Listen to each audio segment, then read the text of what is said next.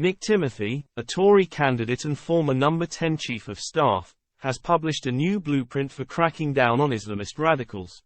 Theresa May's former right-hand man, who is set to win a seat in next year's general election, has published a new manifesto to crack down on racial Islamism in Britain, including bold proposals to ban the burqa and deport foreigners spreading Islamist ideology. Nick Timothy, who served as Downing Street Chief of Staff, published the radical blueprint in a column last night. He spends much of the piece blasting the policing of recent pro-Palestine protests in London, which he says are despicable, given they were sparked not by Israel's fight back in Gaza, but by Hamas' initial bloody attack against Jews. The prospective Tory MP argues that many marching in London at the weekend are protesting for hatred, not peace. He said, "Many of those attending the protests are unembarrassed about supporting the rape and murder of Israeli civilians.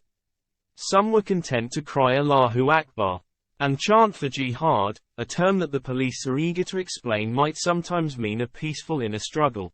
Some shouted from the river to the sea, 'Palestine will be free,' a genocidal demand to destroy the state of Israel and cleanse the territory of its Jews."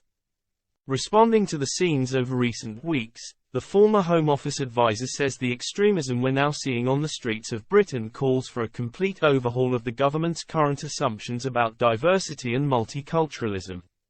He argues that our pragmatic, informal, light touch approach no longer holds. The diminished commitment to shared norms and our weaker common identity means there is less social trust to sustain our freedoms in the conventional way. In a bold list of policy proposals to reinforce British norms, Mr. Timothy says the government must implement a more muscular approach.